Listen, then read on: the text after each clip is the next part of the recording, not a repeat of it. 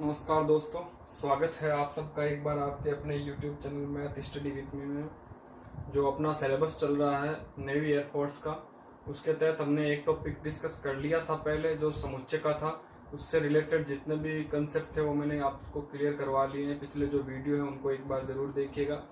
उसके अंत में जो हमने एक महत्वपूर्ण प्रश्नों की श्रृंखला का PDF जो लिंक है वो मैंने लास्ट वीडियो का जो डिस्क्रिप्शन है उसमें मैंने ऐड किया है, तो वहां से जाके आप उसको डाउनलोड कर सकते हो। और सिलेबस के अकॉर्डिंग हम चल रहे हैं। तो दूसरा जो हमारा समुच्चय के बाद का जो टॉपिक बनता है वो है आपके संबंध और फलन, रिलेशन एंड फंक्शन। फलन का कंसेप्ट हमें तभी क्लियर होगा जब हमें रिलेशन का कंसेप्ट है वो क्लियर हो जाए। तो सबसे पहले हम बात करते हैं संबंध की। फलन की चर्चा हम बाद में करेंगे। सबसे पहले संबंध क्या होता है उसके बारे में हम बात करते हैं। जो लास्ट वीडियो था हमने उसमें बात की थी कार्तीय गुणनफल की। आपके समुच्चयों का कार्तीय गुणनफल क्या होता है, कार्टेशियन प्रोडक्ट, कार्तीय गुणा। तो हमने बात की थी कि एक समुच्चय मान लो A और B है और दूसरा समुच्चय मान लो 1, 2 है। अगर मुझे A क्रॉस B ज्ञात करना है, दोनों समुच्चयों का गुणा ज्ञात करना है, कार्तीय गुणा, तो मैं क्या करूंगा, इसका पहला एलिमेंट इसके पहले एलिमेंट के साथ में यानी A1 और उसको क्रमित युग्म के रूप में यानी छोटे कोष्टक के रूप में दर्शाऊंगा।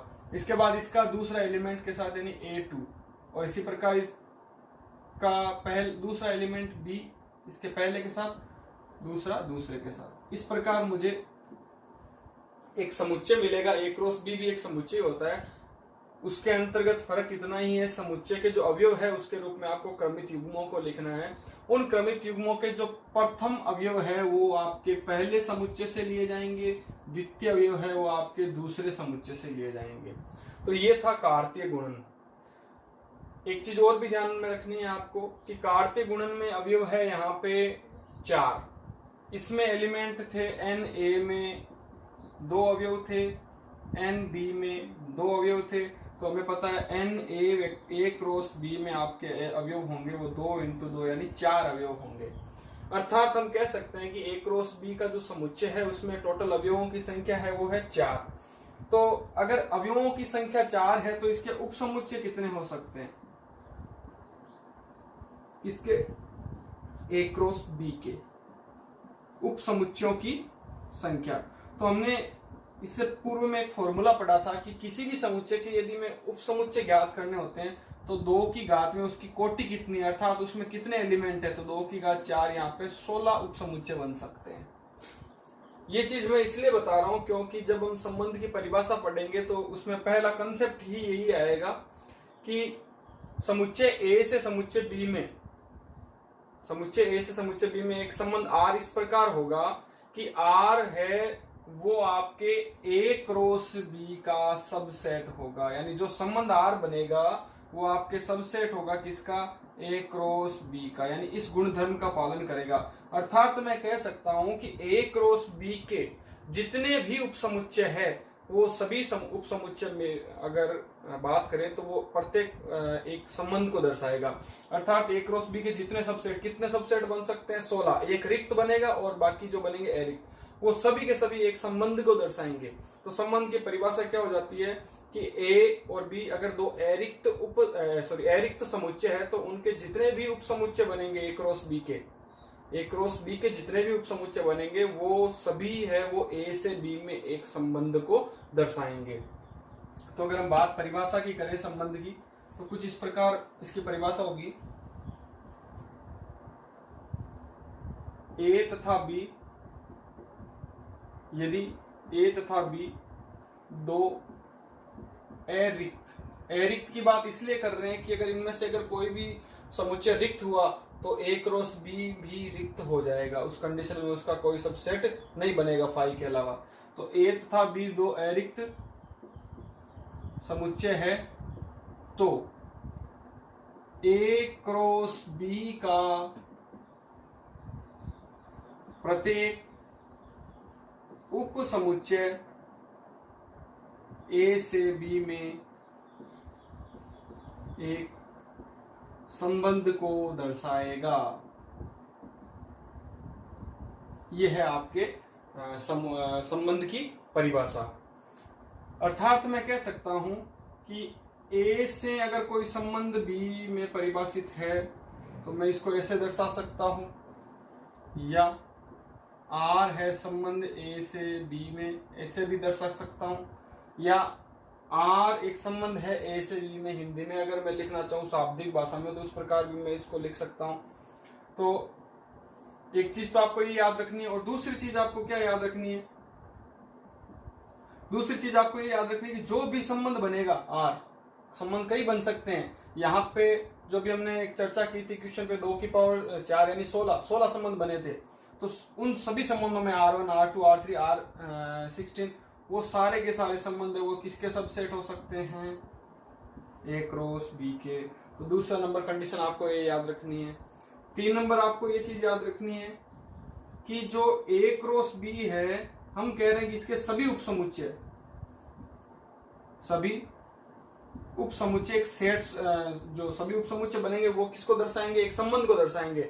इसका मतलब है कि इसके जितने उपसमुच्चय होंगे उतने ही संबंध परिभाषित होंगे। तो बहुत ही महत्वपूर्ण क्वेश्चन है और कई बार कंपटीशन में पूछा गया, इसलिए ढंग से देखना इसको कि उपसमुच्चयों की संख्या हमें पता होती है 2 की पावर m इंटू n।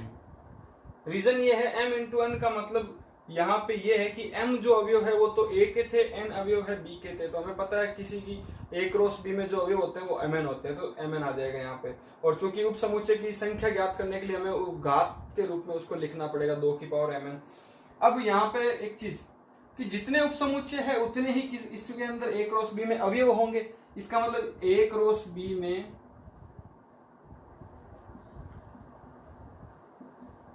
परिभाषित यानी a क्रॉस b के जितने भी संबंध होंगे वो उप समुच्चयों की संख्या के बराबर होंगे। तो a क्रॉस b में परिभाषित सभी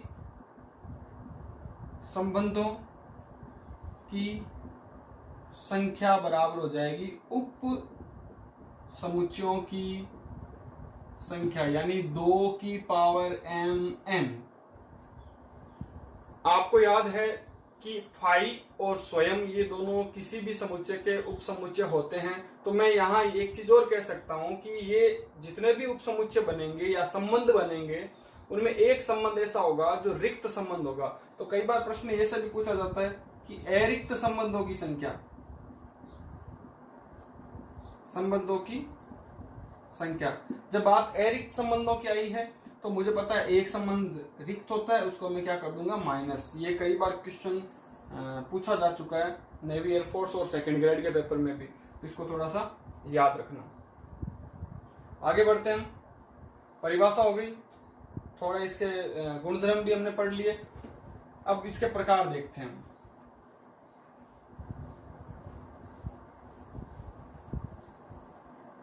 एक डायग्राम के माध्यम से भी समझते हैं कि मान लो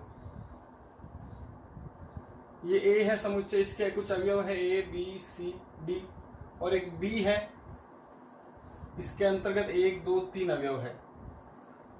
ये कह रहा है कि इसके अंतर्गत A से B में एक रिलेशन है, वो R परिभाषित है।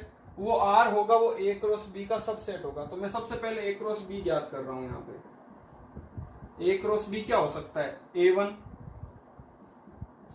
A2 A3, B1 B2 B3, C1 C2 C3। ये टोटल जितने भी, इसको हम ये कह सकते हैं कि इनसे बाहर कुछ भी नहीं होगा, A क्रॉस B से बाहर। अब इनमें जो भी रिलेशन होगा वो इसी में से निकल के आएगा। जैसे कि मैं बनाना चाहूं तो जैसे A2 C1, ये मान लो मैंने एक रिलेशन बनाया। मैंने कह दिया कि एक संबंध है R1 जो इस प्रकार है। तो R1 में क्या आएगा, A का संबंध 2 से है तो मैं लिखूंगा A2, B का संबंध है 3 से तो मैं लिखूंगा B3, C का संबंध 1 से है तो मैं लिखूंगा C1, D का संबंध 3 से है तो मैं लिखूंगा D3। अब एक नोट करने वाली बात यह कि A2 ये रहा, B3 ये रहा, C1 ये, D3 वाले मान भी और लिखने इसमें, यहाँ D1 D2 D3 ये आएंगे। तो ये रहा D3। इसका मतलब है कि आप जितने भी प्रकार के संबंध बनाओगे, R1, R2, R3, R4, जितने भी संबंध बनेंगे वो इससे बाहर के नहीं होंगे। तो ऐसे संबंध कितने बन सकते हैं? तो इसके एलिमेंट है 4, इसके एलिमेंट है 3, 4 इंटू 3 हो गए 12, तो कितने बन सकते हैं? 2 की पावर 12। टोटल संबंध जो बनेंगे वो 2 की पावर mn बनेंगे। तो ये चीज आपको एक विशेष तरीके से याद रखनी है। इसके बाद में हम आगे बढ़ते हैं और बात करते हैं प्रांत और परिसर की। सबसे पहले बात कर लेते हैं प्रांत, डोमेन। प्रांत क्या होता है? जैसे आपने एक रिलेशन लिखा आर के अंतर्गत ए और बी जो अवयव है वो लिखे जाएंगे। जहां ए होगा वो समुच्चय ए से लिया जाएगा और बी होगा वो समुच्चय बी से लिया जाएगा। यही होता है संबंध का प्रतिरूप। अब हम एक चीज देखते हैं कि जो पहले एलिमेंट है इसके, वो इस पहले वाले ग्रुप से लिए जाएंगे, समुच्चय से लिए जाएंगे। ग्रुप अलग चीज आ जाती है, सेट की बात कर रहे हैं। ग्रुप आप ग्रेजुएशन में पढ़ोगे, पहले इससे लिए जाएंगे। इसका मतलब जितने भी पहले एलिमेंट है, यानी इसका डोमेन जो होगा वो हो जाएगा ए, जहां ए क्या है?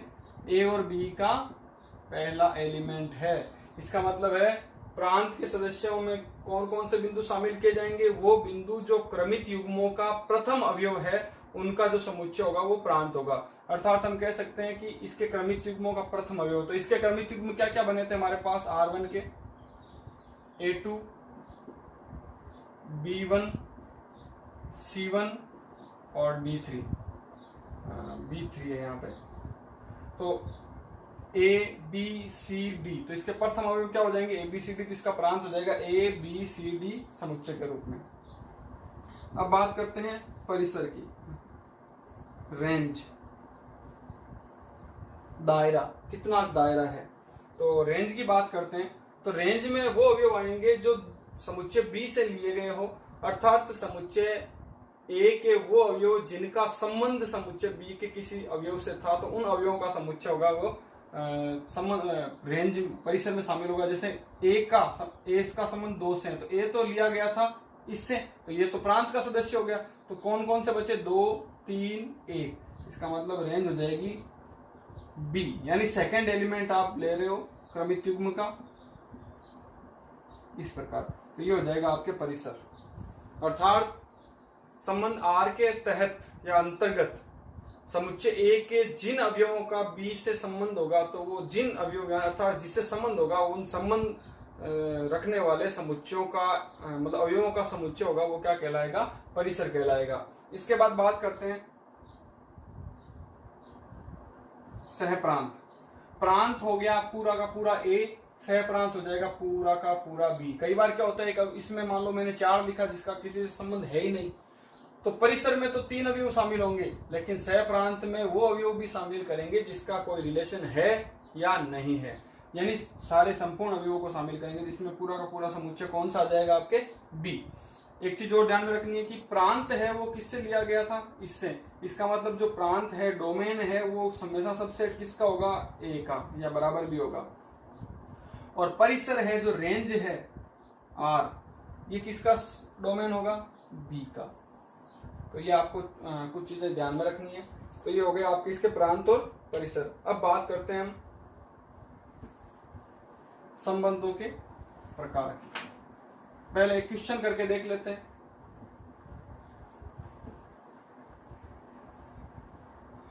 ये जितने भी क्वेश्चन हैं इनमें बहुत सारे सिंबल काम आएंगे, तो मुझे ऐसे लग रहा है कि आप लोगों को सिंबल की थोड़ी सी प्रॉब्लम आ सकती है कि एन, आर, डब्ल्यू, जेड, आई, इनमें ये क्या है और इनको कैसे हम समझ सकते हैं, तो उसके बारे में मैं आपको कुछ बता रहा हूं। सबसे पहले हम बात करते हैं, तो एक डायग्राम आप समझना। सम्मिश्र संख्या जिसको हम कॉम्प्लेक्स नंबर बोलते हैं। सबसे पहले कॉम्प्लेक्स नंबर, वो जो सम्मिश्र संख्या है। सम्मिश्र मिश्र, नाम से ही पता चल रहा है मिश्र। मिश्र का मतलब हम साइंस में समझते हैं मिश्रण से, 2 अलग अलग भौतिक राशियों को मिलाने पर जो हमें मिलता है वो मिश्रण होता है। तो अब सम्मिश्र संख्या 2 प्रकार की होती है। पहली वास्तविक, जिसे हम real real part of complex number बोलते हैं, जिसे हम आर से दर्शाते हैं, और दूसरी होगी अवास्तविक। और नाम से पता है अवास्तविक है तो क्या कहलाएगी? काल्पनिक, जिसे हम IM इमेजिनरी नंबर बोलते हैं। अब यहां एक चीज समझने वाली बात है कि इधर वाला भाग तो यही खत्म हो गया। हम बार बार एक ही वर्ड बोलते हैं, वास्तविक संख्याओं का समुच्चय, वास्तविक संख्याओं का, क्योंकि इमेजिनरी नंबर है वो तो कहीं काम ही नहीं आएंगे। केवल कॉम्प्लेक्स नंबर की बात करें, उसको छोड़ दें तो कहीं काम नहीं आएंगे। हमारे जितने भी समुच्चय के हम संबंध फलन पढ़ेंगे उनमें सब में वास्तविक संख्याओं का नाम ही आएगा। अब वास्तविक संख्याओं में हम बात करते हैं तो कई प्रकार हम पढ़ेंगे। सबसे पहले परिमेय संख्या,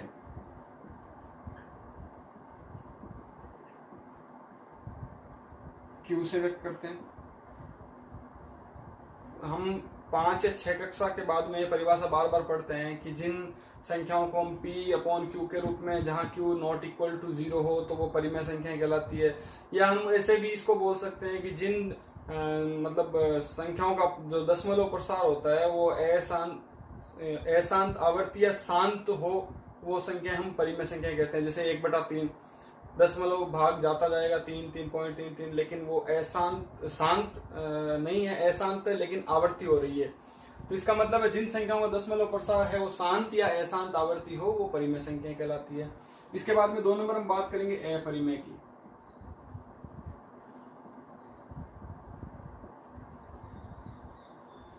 अपरिमेय संख्या T से दर्शाया जाएगा। जो संख्याएं परिमेय नहीं है वो संख्याएं अपरिमेय होगी, सीधी सी बात है। लेकिन इसको हम कैसे लिखते हैं कि अंडर रूट के अंदर जितनी भी अभाज्य संख्याएं होती है वो सारी की सारी क्या कहलाती है? अपरिमेय संख्याएं। नंबर 2 और क्या हो सकती है? जिन संख्याओं का दशमलव प्रसार अशांत यानी भाग जाता रुकता नहीं है, चलता जाता है, और आवर्ती होती है तब तो शांत होता है, अनावर्ती होगी, इसका मतलब अनवसानी अनावर्ती है, वो क्या कहलाती है?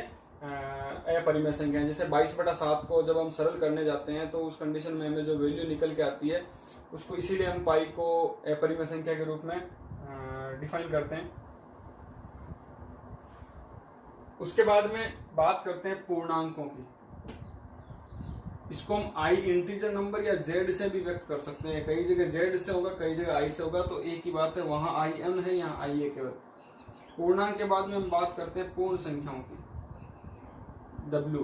पूर्णांक तो क्या होता है? जैसे ये संख्या रेखा है या 0 है, 1 2 3, ये अनंत, -1 -2 -3, ये अनंत माइनस का, तो ये पूर्णांक।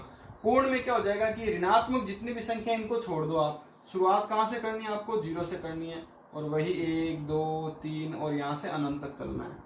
तो समझ में आ गई होगी बात। पूर्णांक में से अगर हम ऋणात्मक सारी संख्याएं घटा दे तो वो पूर्ण बन जाएगी। और पूर्ण में से अगर आप क्या करो, पूर्ण में से करना इतना ही, 0 हटा दो, तो शुरुआत कहां से होगी? 1 2, तो ये हो जाएगी 1 2 3। इसका मतलब है ये बन जाएगी आपके प्राकृत संख्या, जिसे हम n से दर्शाएंगे, नेचुरल नंबर। इसका मतलब मैं कह सकता हूं कि 0 is not belong to n। 0 है वो n में शामिल नहीं है। 1/2 नॉट बिलोंग टू n। 1/2 मतलब 0.5 शामिल नहीं है। मैं लिख सकता हूं pi is not belong to q या पाई बिलोंग टू t। तो ये चीजें आप कुछ ध्यान में रखोगे। इसका मतलब है अब आगे सम विषम वो सारी संख्याएं आप समझते हो। एक और आ जाएगी आपके अभाज्य अंक, प्राइम नंबर। अभाज्य अंक में आपको पता है 2 से लेके 2 5 7 11 13 17 19 ऐसे चलते जाएंगे, तो आप सब जानते हो। तो ये कुछ संख्याओं के रूप थे। अब इनमें हम संबंध बना के देखते हैं कि कौन किसका उपसमुच्चय है। तो सबसे पहले हम बात करते हैं छोटे से छोटे इसकी बात करते हैं पी की। जो प्राइम नंबर होते हैं, हम सब जानते हैं प्राइम नंबर है वो प्राकृत संख्याओं से निकलते हैं। तो प्राइम नंबर है वो किसका सबसेट हो जाएगा? प्राकृत संख्याओं का। प्राकृत संख्या किसकी सबसेट हो जाएगी? पूर्ण संख्याओं, क्योंकि इसमें 0 शामिल नहीं होता है। पूर्ण संख्या किसकी सबसेट हो जाएगी? I या Z की। I या Z किसका सबसेट हो जाएगा? Q का। और Q किसका हो जाएगा,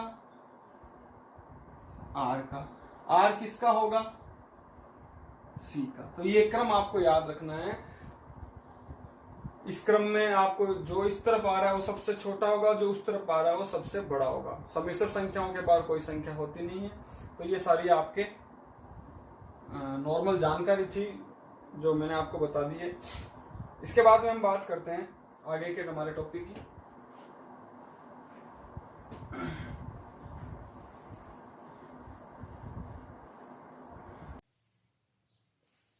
सबसे पहला है रिक्त संबंध, वॉइड या इसे हम एम्प्टी, खाली रिलेशन भी कहते हैं। रिक्त संबंध का मतलब होता है समुच्चय ए में परिभाषित एक ऐसा संबंध R रिक्त संबंध कहलाएगा यदि R इज इक्वल टू 5 हो, अर्थात समुच्चय ए में परिभाषित या ए पर परिभाषित संबंध R बराबर अगर 5 है तो वो क्या कहलाएगा, रिक्त समुच्चय, अर्थात उसमें कोई भी अवयव विद्यमान नहीं है। हम सब जानते हैं कि कोई भी समुच्चय, अगर दो समुच्चय ए क्रॉस बी, उनके जितने भी सबसेट है वो एक रिलेशन को व्यक्त करते हैं, और हम सब जानते हैं कि जो सबसेट होते हैं उनमें एक 5 भी विद्यमान होता है, तो वो रिक्त समुच्चय हो जाएगा। 2 नंबर हम बात करते हैं समष्टि समुच्चय।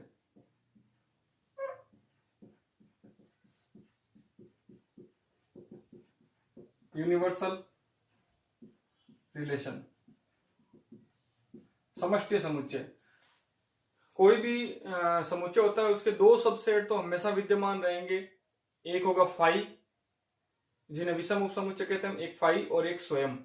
फाई की बात हमने ऊपर वाले में कर ली कि फाई है वो अगर है तो वो रिक्त समुच्चय, रिक्त संबंध कहलाएगा। लेकिन अगर स्वयं है अर्थात ए क्रॉस बी अगर आर यानी संबंध के बराबर हो जाता है, उस कंडीशन में हम क्या कहेंगे, उसको समष्टि समुच्चय।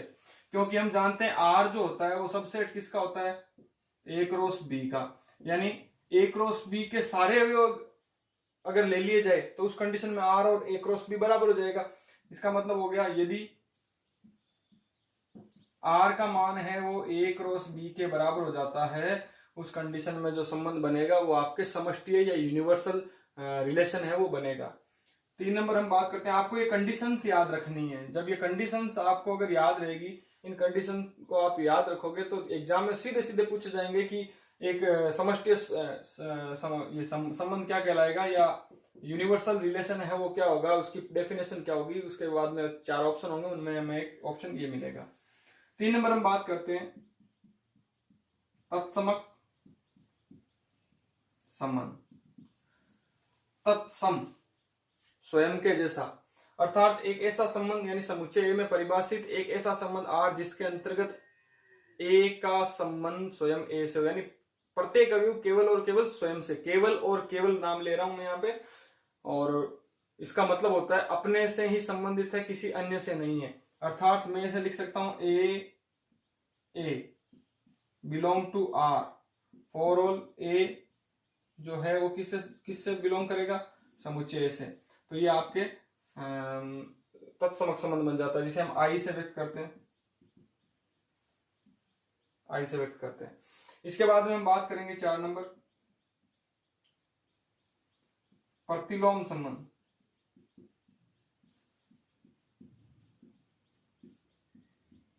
Inverse relation.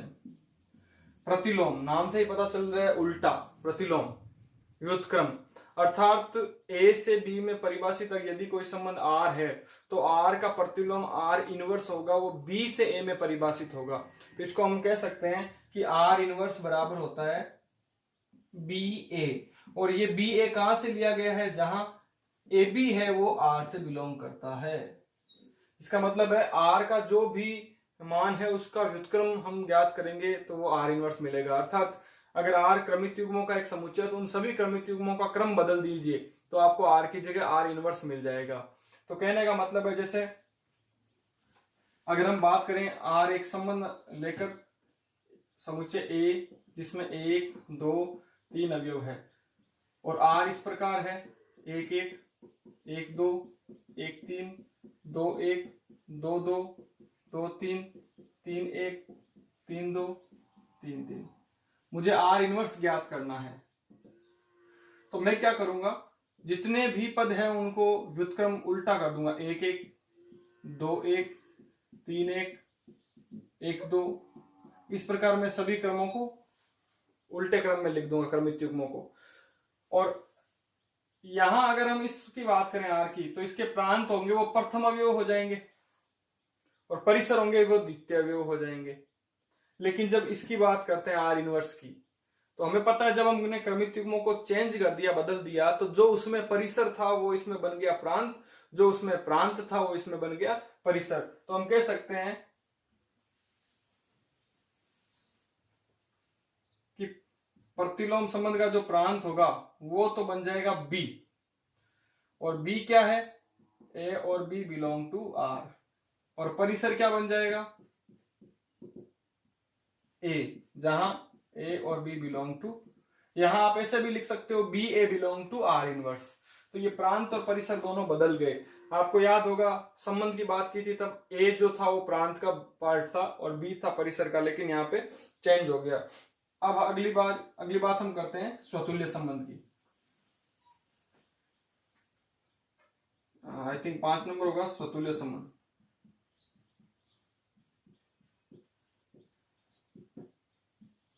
स्वतुल्य रिफ्लेक्सिव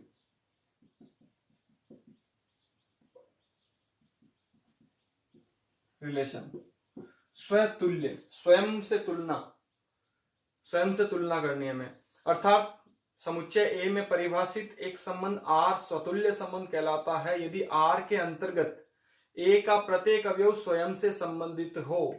अब यही परिभाषा मैंने थोड़ी देर पहले आपको आइडेंटिटी यानी तत्समक संबंध की बताई थी, लेकिन वहां पे एक वर्ड काम आया था केवल और केवल स्वयं से, जबकि यहां आ रहा है स्वयं से संबंधित हो, केवल वर्ड नहीं आ रहा है। इसका मतलब है कि आर के अंतर्गत ए का कोई अवयव है स्वयं से संबंधित हो सकता है, उसके साथ किसी अन्य अवयव से भी संबंध रख सकता है। तो इसका मतलब हो गया आर बराबर बन जाएगा आपके ए बी, जहां ए और बी है वो किससे बिलोंग करेंगे, ए से, समुच्चय से। अब यहाँ पे तत्समक अवयव की भी, सॉरी यहाँ पे आएगा आपके ए, तत्समक अवयव की परिभाषा भी यही थी, और स्वतुल्य संबंध की भी, तत्समक संबंध और स्वतुल्य संबंध की परिभाषा समान सी लग रही है। तो यहाँ डिफरेंस समझने की कोशिश करना, क्योंकि ये डिफरेंस कई बार हमें कंफ्यूजन में डाल देता है। जैसे ये ए से में रिलेशन है कोई आई, तत्समक की बात कर रहे हैं, ए बी सी, तो ये रिलेशन इस प्रकार होगा, ए का ए से, बी का बी से, सी का सी से। इसके अलावा ए का संबंध किसी अन्य अवयव से नहीं होगा। ये तो बात होगी तत्समक की। जब स्वतुल्य की बात करेंगे हम, तो यही रिलेशन इस प्रकार मिल सकता है हमें,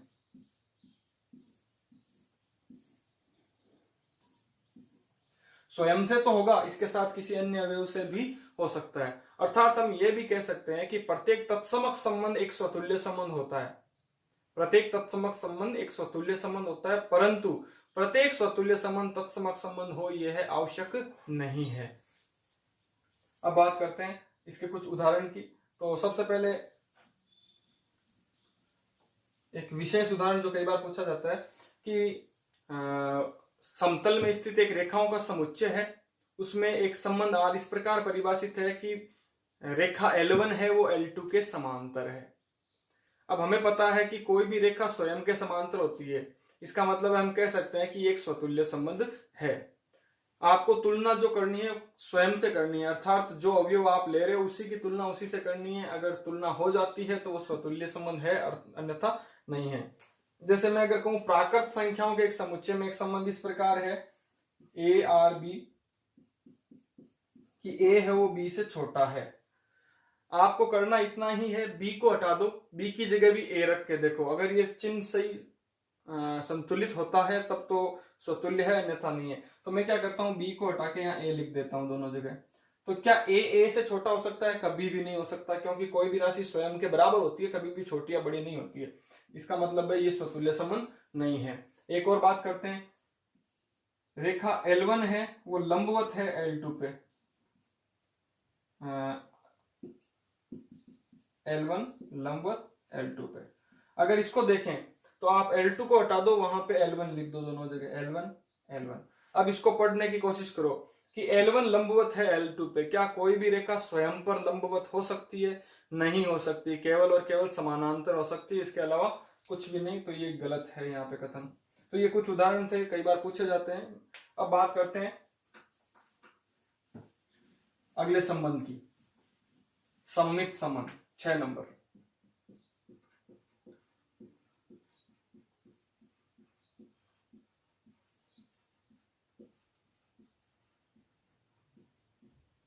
सममित संबंध, जब हम अपना अक्ष कांच के सामने अर्थात अपना प्रतिबिंब देखते हैं तो वो बिल्कुल हमारे हुबहू में दिखता है। तो उसी प्रकार यदि ये इधर A है, इसका रिलेशन B से बन रहा है, तो B का रिलेशन भी वापस A से बनना चाहिए। अर्थात हम कह सकते हैं सिमेट्रिक है, सममित है। दो हाथ जब हमारे एक दूसरे के सामने हम रखते हैं तो एक दूसरे के सममित दिखते हैं हमें। तो अर्थात एक ऐसा संबंध, समुच्चय ए में परिभाषित एक ऐसा संबंध, ए में परिभाषित, और समुच्चय हमेशा एक नाम बार बार आएगा, अरिक्त, इसलिए मैं बार बार नहीं लिख रहा हूं क्योंकि रिक्त संबंध समुच्चय में तो कोई संबंध परिभाषित ही नहीं होगा, वो रिक्त ही होगा। अरिक्त समुच्चय ए में परिभाषित संबंध आर सममित होगा यदि A R B implies that A B belong to R. A और बी का है संबंध, आर में विद्यमान है ए और बी, अर्थात ए का संबंध है वो बी से। तो आपको यह सिद्ध करना है कि बी का जो संबंध है वही ए से वापस है, अर्थात बी आर ए। इसका मतलब है अगर मैं कहूं ए और बी है वो आर में विद्यमान है, इंप्लाइज दैट बी और ए है वो भी आर में विद्यमान, फॉर ऑल ए और बी बिलोंग टू ए। अर्थात संबंध आर के अंतर्गत ए का जो संबंध बी से है, बी का वही संबंध वापस किससे होना चाहिए? ए से होना चाहिए। तो हम कह सकते हैं ये एक दूसरे के सममित संबंध है। अब कुछ उदाहरण की बात करते हैं कि वही रेखाओं वाली समांतर की बात करते हैं। अगर रेखा L1 है वो L2 के समांतर है, यदि रेखा L1 मैं कहूं L2 के समांतर है, तो क्या मैं इसको ऐसे भी पढ़ सकता हूं कि L2 है वो L1 के समांतर है? बिल्कुल सही है कि दो रेखाओं में समांतर का जो संबंध होता है वो सदैव क्या होता है? सममित संबंध होता है। अब बात करते हैं लंबवत की। यदि L1 रेखा L2 पे लंबवत है, L1 रेखा है वो लंबवत है L2 पे, तो क्या मैं इसको उल्टा पढ़ के देख सकता हूं? L2 है वो L1 पे लंबवत है, बिल्कुल सही है। अर्थात स्वतुल्य में तो आपने क्या किया था? B की जगह A रख के चेक किया था। सममित में आपको जब भी चेक करना हो तो आप A की जगह B रख दो, B की जगह A रख दो, उल्टा क्रम बना के देखो। अगर उल्टे क्रम में भी उस चिन्ह का या उस संबंध का पालन होता है तो हम क्या कह सकते हैं कि वो सममित संबंध होगा। संबंध क्या है? संबंध एक ऐसा कंसेप्ट है या एक चीज, ये मान लो कि एक फॉर्मूला है जिसके तहत कोई भी समुच्चय के दो अवयव परस्पर जुड़े हुए रहते हैं उस नियम से। जैसे कि हमने समुच्चय की परिभाषा पढ़ी थी कि सुपरिभाषित अवयव होने चाहिए, अर्थात एक परिभाषा में बंधे हुए होने चाहिए। वैसे ही संबंध में भी एक जो रिलेशन आर कहता है कि ये इससे छोटा है, ये इससे बड़ा है, ये इसके समांतर है, ये इसके लंबवत। इसको जनरली भाषा में पढ़ने की कोशिश करो, बीज गणित है ऐसे समझ में नहीं आएगी। आप इसको नॉर्मल वे में एकदम अच्छे तरीके से पढ़ने की कोशिश करो। इसके बाद में अगर मैं बात करूं कि प्राकृत संख्याओं में a है वो b से छोटा है, मुझे इस संबंध को सम्मित सिद्ध करके देखना है कि है या नहीं है, तो आपको इतना ही काम करना है, a की जगह b रख दो, b की जगह a रख दो। क्या ये दोनों चिन्ह समान है? नहीं है। अगर a b से छोटा है तो बड़ा कैसे हुआ? इसका मतलब है ये सम्मित संबंध नहीं है। रेखा L1 है L2 के समांतर है, तो हम कह सकते हैं L2 है वो L1 के समांतर है। रेखा L1 लंबवत है L2 पे, तो L2 लंबवत है L1 पे। आप क्रम बदल के देखो, क्रम बदल के देखोगे तो आपको जरूर जो मान है वो मिल जाएगा। अब एक बात करते हैं कि सममित में जब क्रम उल्टा होता है, इसका मतलब ये एक प्रतिलोम संबंध ही हो सकता है। अगर कोई संबंध सममित संबंध है, अर्थात अगर कोई प्रतिलोम संबंध है तो वो सदैव सममित होगा, ये ध्यान रखना है आपको। यदि R का प्रतिलोम संबंध R इनवर्स है तो ये संबंध सममित कब होगा?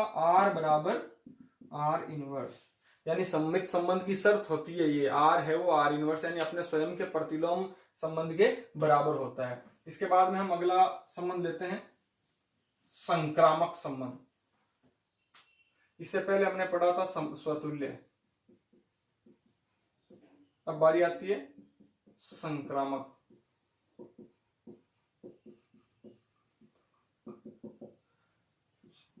समुच्चय ए के किन्हीं 3 अवयव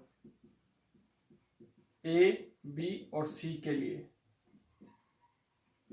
संक्रामक संबंध के लिए हमें 3 अवयवों की आवश्यकता होती है, सममित संबंध के लिए हमें 2 अवयवों की आवश्यकता होती है और समतुल्य के लिए सिर्फ 1 अवयव की। सिद्ध करने की बात कर रहा हूं मैं, तो हम 3 अवयव ले रहे हैं। तो संबंध आर के अंतर्गत मान लो ए का संबंध बी से है, अर्थात ए बी है वो आर में विद्यमान है, तथा बी और सी आर में विद्यमान है। यहां पे एक चक्रीय क्रम आपको बनाना है कि ए का संबंध है वो बी से बन रहा है, बी का संबंध है वो सी से बन रहा है। तो आपको सिद्ध करना है कि ए का डायरेक्ट सी से बन रहा है। अगर ये 2 कथन सही है तो इंप्लाइज दैट ए का संबंध डायरेक्ट किससे होना चाहिए? सी से। For all A B C belong to A, अर्थात संबंध समुच्चय ए में परिभाषित एक संबंध आर संक्रामक संबंध कहलाता है यदि आर के अंतर्गत ए का संबंध बी से, बी का संबंध सी से, तो ए का वही संबंध सी से होना चाहिए, अर्थात बी है उसको लैप्स कर देना है। तो ये कहलाता है आपके संक्रामक संबंध। कुछ संक्रामक संबंध की हम बात करते हैं कि जैसे अगर मैं वही अभी थोड़ी देर पहले हमने बात की थी समांतर रेखाओं के समुच्चय, उसमें हमने समांतर रेखा जो संबंध दर्शाया था वो स्वतुल्य भी था, कोई भी रेखा स्वयं के समांतर होती है, सममित भी था और संक्रामक भी है, क्योंकि L1 L2 के समांतर है, L2 L3 के समांतर है, तो आपस में तीनों समांतर होती है, तो ये संक्रामक संबंध है। लंबवत की बात करते हैं, स्वतुल्य नहीं था, सममित था, संक्रामक भी नहीं है। क्यों? क्योंकि अगर मैं कहूं L1 रेखा है L2 पे लंबवत है, समीकरण नंबर 1, L2 रेखा है L3 के लंबवत है, समीकरण नंबर 2। इसका मतलब L1 और L3 तो समांतर हो गए, समांतर हो गए, लंबवत का कंसेप्ट ही हट गया, इसका मतलब ये संक्रामक संबंध नहीं है। अगर प्राकृत संख्याओं के एक समुच्चय में एक संबंध R इस प्रकार परिभाषित है कि A है वो B से छोटा है, यह संबंध भी एक संक्रामक संबंध है। कैसे? कि मैं कहूं A है वो B से छोटा है, कोमा B है वो C से छोटा है, तो मुझे पता है सबसे छोटा हुआ A, सबसे बड़ा हुआ C, इसका मतलब हो गया A है वो C से हमेशा छोटा होगा, तो ये भी एक संक्रामक संबंध है। तो इस प्रकार हमने कुछ संबंधों की बात की थी। अब है आगे का टॉपिक जो इनमें से कुछ विशेष गुणधर्मों को लेकर बनाया जाता है। जैसे नंबर 1 बात करते हैं तुल्यता संबंध की।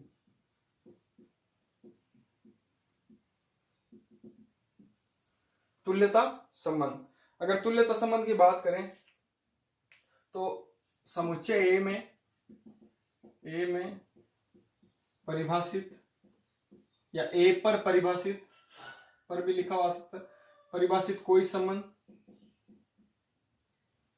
आर तुल्यता संबंध कहलाता है।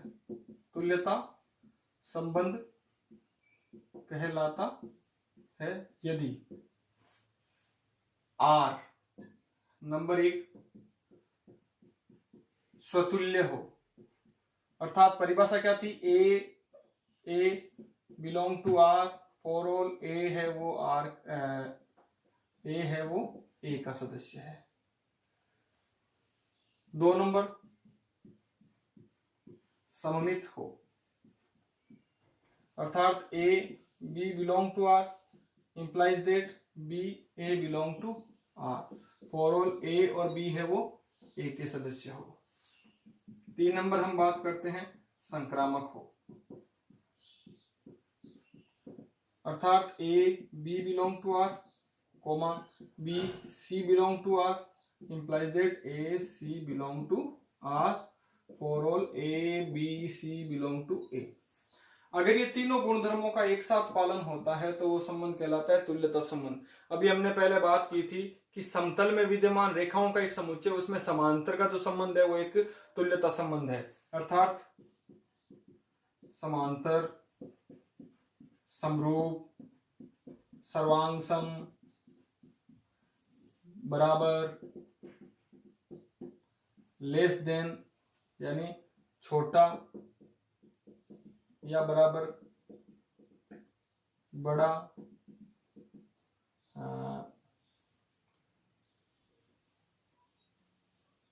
ये 5 ही, 4 ही। छोटा या बराबर में उस इसमें सममित की जो पालना और समतुल्य की पालना नहीं करेंगे। समांतर, समरूप, सर्वांग और बराबर, जब ये नाम आपके सामने आ जाएंगे तो आप उनको तुल्यता संबंध कह सकते हो, क्योंकि समांतर है वो तीनों नियमों का पालन करता है। समरूप, सर्वांग और बराबर, ये सभी इन तीनों नियमों का पालन करते हैं। इसके बाद में संबंध, तुल्यता संबंध के बाद में हम बात करते हैं आंशिक क्रम संबंध। उससे पहले एक चीज और हम डिस्कस कर लेते हैं, प्रतिसंवित संबंध क्या होता है।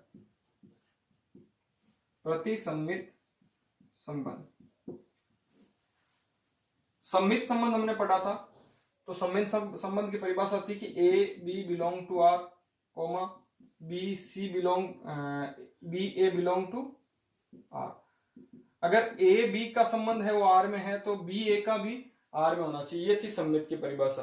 प्रतिसम्मित में आपको एक ही चीज जोड़नी है कि ये दोनों सत्य कब होंगे, जब ए बराबर होगा बी, अर्थात ए और बी क्या है, आपस में बराबर है। जैसे कि हम कह सकते हैं कि प्राकृत संख्याओं के समुच्चय में जो लेस देन का कंसेप्ट आता है वो एक प्रतिसम्मित संबंध होता है।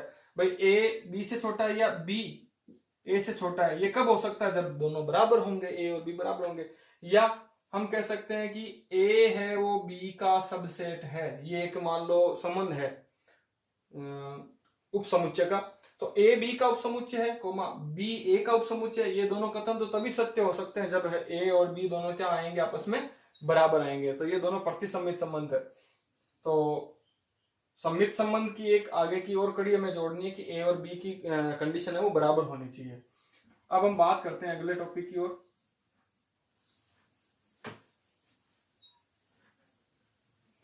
आंशिक क्रम संबंध। आंशिक क्रम संबंध नंबर 1, आर है वो आंशिक क्रम संबंध कब कहलाएगा, वही स्वतुल्य होना चाहिए। नंबर 2, नंबर 3 संक्रामक होना चाहिए।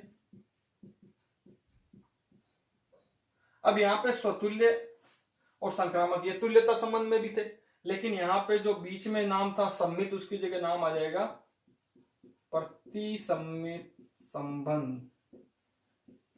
प्रतिसम्मित संबंध, तो इसका मतलब है आंशिक क्रम में एक चीज और जुड़ जाएगी, सम्मित की जगह प्रतिसम्मित नाम जुड़ जाएगा। और आंशिक क्रम समुच्चय, अगर ए में आंशिक क्रम संबंध परिभाषित है तो समुच्चय ए को आंशिक क्रमित समुच्चय कहते हैं। ये भी आपको बात ध्यान में रखनी है कि समुच्चय ए आंशिक क्रमित समुच्चय कहलाएगा यदि उसमें परिभाषित संबंध आर है, वो एक आंशिक क्रम संबंध हो। तो ये 3 कंडीशन का पालन हमें किसमें करवाना, आंशिक क्रम संबंध में। अब बात करते हैं पूर्ण क्रम संबंध। पूर्ण क्रम संबंध, तो पूर्ण क्रम संबंध क्या कहलाएगा कि एक संबंध आर पूर्ण क्रम संबंध कहलाएगा यदि वह नंबर 1 आंशिक क्रम संबंध हो,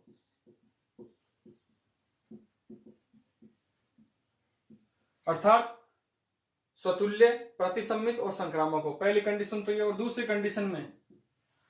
कंडीशन में क्या होगा कि A B belong to R या B A belong to R या ए बराबर बी। एक समय में इन तीनों में से कोई एक सत्य हो, तो उस कंडीशन में हम इसको कह सकते हैं पूर्ण क्रम संबंध। अब हम बात करते हैं पूर्ण क्रम संबंध के बाद हम बात करते हैं आपके कुछ विशेष बिंदु है, उन पर चर्चा करते हैं। जो तत्समक संबंध होगा, तत्समक संबंध सदैव एक तुल्यता संबंध होता है। जो तत्समक संबंध होगा वो सदैव ही एक तुल्यता संबंध होगा। 2 नंबर हम बात करते हैं समष्टीय संबंध। जो है समष्टीय संबंध सदैव तुल्यता संबंध होगा। उसके बाद में यदि संबंध आर एक तुल्यता संबंध है तो आर इनवर्स भी तुल्यता संबंध होगा। इसके बाद में समुच्चय ए से बी में परिभाषित दो संबंध, ये महत्वपूर्ण बिंदु है, आपको याद रखने हैं, कई बार कथन पूछे जा सकते हैं। आर तथा एस दो तुल्यता संबंध है। समुच्चय ए से बी में परिभाषित दो संबंध है, आर और एस दोनों तुल्यता संबंध है, तो आर और एस का इंटरसेक्शन भी ए से बी में एक तुल्यता संबंध होगा। ये कुछ महत्वपूर्ण बिंदु है, ये आपको याद होने चाहिए। एक बार स्क्रीनशॉट ले लो इस चीज का।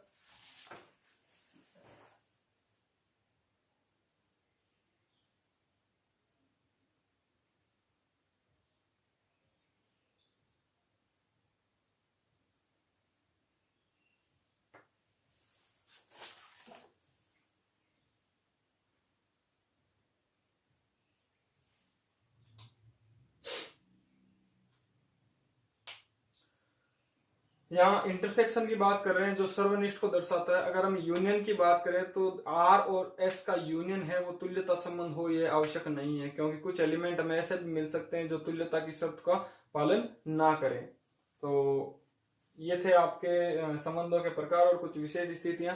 इसके साथ इनके जो कुछ महत्वपूर्ण उदाहरण है वो मैं आपको जो प्रश्नों की शीट होगी उसमें अवेलेबल करवाऊंगा। इससे पहले जो समुच्चय की जो हमने श्रृंखला चलाई थी, समुच्चय का जो टॉपिक था वो खत्म हो गया। उसके लास्ट जो वीडियो है उसके अंदर डिस्क्रिप्शन में आप जाकर उसके जो क्वेश्चन है महत्वपूर्ण उनकी शीट डाउनलोड कर सकते हो, और ये टॉपिक खत्म होगा तो इसकी क्वेश्चनों की शीट भी आपको अवेलेबल करवा दी जाएगी। तो आज के लिए इतना ही, मिलते हैं अगले वीडियो में।